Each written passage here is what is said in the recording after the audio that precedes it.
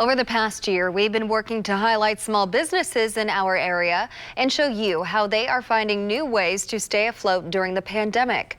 WRTV's Megan Sanctorum went to City Market today, where two new businesses have recently moved in. She is working to find out why they made the move now and the impact the NCAA tournament could have on their bottom line. It's been a long year for small businesses all across our area and here at the City Market. But now many of them are seeing a much welcome boost thanks to the NCAA tournament. Walking through City Market, you won't find the crowds you did in years past.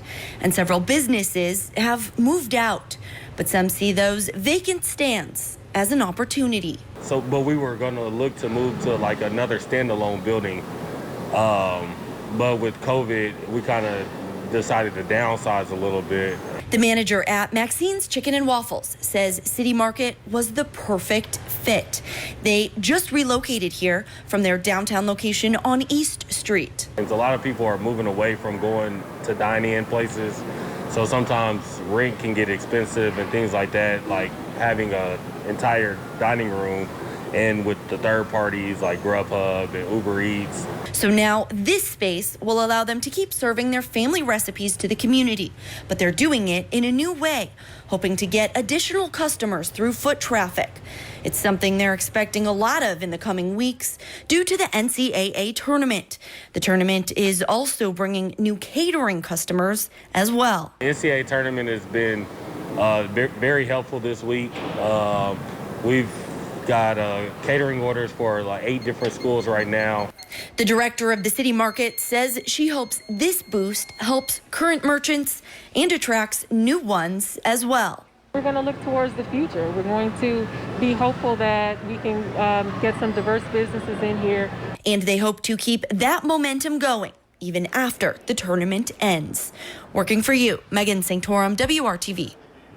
Well, plenty of springtime showers out there today, even though spring doesn't technically start for another couple of days. Storm Team Chief Kevin Gregory is here with our outlook for the evening. Kevin.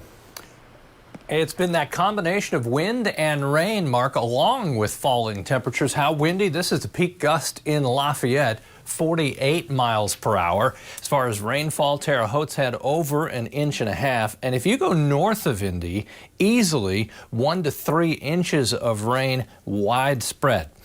Where's the rain now? From Crawfordsville and Terre Haute to the north side of Indy to Muncie. Then you have some patchy but heavier rain in Worthington, Linton, near Bloomfield, that in Greene County. And we'll continue to see this drop to the south. The rain will wind down by 11 o'clock tonight. The wind gusts strongest before midnight. Those two will come down, but it will still be 20 to 30 miles per hour overnight. As you look at conditions and we go temperatures falling during the overnight hours, the rain as it pulls away, by the time we get to 9, improvement, 11 is starting to leave and should be gone certainly by midnight. And there's your temperature trend. We're landing in the 20s tomorrow morning. If that's the coldest temperature, where are we headed from there? We'll talk about that shortly. Mark? We'll see you soon, Kevin. Thank you. The prosecutor says it was the death of a child that affected him most as he announced 4 murder charges today against the man accused in last Saturday's quadruple homicide on North Randolph Street. 25-year-old Malik Halfacre is accused of killing 7-year-old Eve Moore, 23-year-old Daquan Moore, 35-year-old Anthony Johnson, and 44-year-old Tamika Brown. Court documents say the deaths were the result of an argument over a stimulus check. But Marion County Prosecutor Ryan Mears says there was absolutely no reason for those 4 deaths, including the death of a 7-year-old. Knowing what she had to go through and knowing what the last moments of her life were like, that's the part that is not only sticks with you, but really I think puts this case in the proper context of just how incredibly, number one, how violent it was, but also just the tremendous impact that it's going to have on so many people. Prosecutor Ryan Mears says the case is eligible for the death penalty. He says he will talk to the family of the victims before making that decision. And in keeping with public safety, IMPD is continuing to stress the importance of the relay system. The locally developed app-based crime prevention system allows you to connect with the authorities regarding a non-emergent situation or concern. Not only does the relay system provide real-time context for a call police may be responding to, but officers say it helps them do their jobs better. It allows officers to respond more efficiently and effectively and quickly to get something taken care of. The Relay app is one part of IMPD's approach to public safety during March Madness downtown.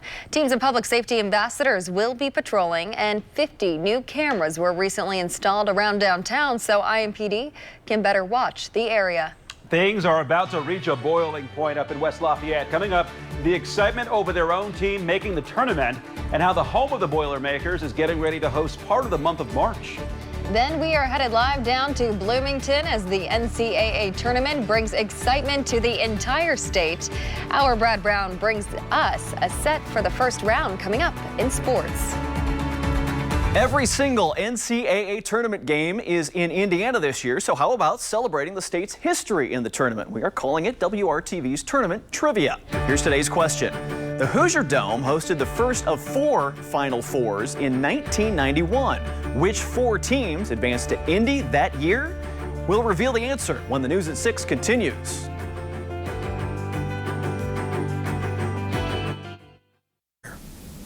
Right now. Welcome back to WRTV News at 6. Before the break, we showed you today's tournament trivia question. The Hoosier Dome hosted the first of 4 Final Fours in 1991. Which 4 teams played in Indy that year? Here's the answer. The teams that played in the 91 Final Four inside the Dome: North Carolina, Kansas, Duke, and UNLV. And there was a lot of school spirit in Indy ahead of the national championship game. Go Duke! Orlando, Florida says go Duke. Watch out, Jayhawks, KU. Rip them up, tear them up, give them hell Duke. Rip them up, tear them up, give them hell Duke. All right. When it was all said and done, Duke defeated Kansas in the 1991 national title game at the Hoosier Dome. Stick with WRTV. We will have another tournament trivia question coming your way tomorrow and through the rest of this year's NCAA tournament. Well, the Purdue Boilermakers are the only team in the state to make it to the big dance. And while they won't be playing at Mackey Arena, the city of West Lafayette is excited to host part of the tournament, preparing for a big weekend. Here's our Kelsey Anderson. Well, like many bars, restaurants, and hotels and shops here in West Lafayette, they are looking forward to those big crowds coming in tonight for those NCAA tournament games. So even here at XXX Family Restaurant, after the year they had with 2020, they say these crowds and this big event is just what they needed. We're excited about it. You know, every year we look forward to this, and to have more of the tournaments going on around us right here just makes it even that much more fun for us. Donald Ayersman and his wife have owned XXX Family Restaurant since 1990. The restaurant almost like a family member. Donald working here starting at age 14. It's even where he met his wife. After 91 years in business, 2020 proved to be a tough one. Pretty much just like everybody else. You know, everybody's been affected by it. We've had to pivot and change how we do some operations in order to function at a reasonable level. Following county and state mandates, they were able to open again after the shutdown with new indoor protocols and outdoor seating.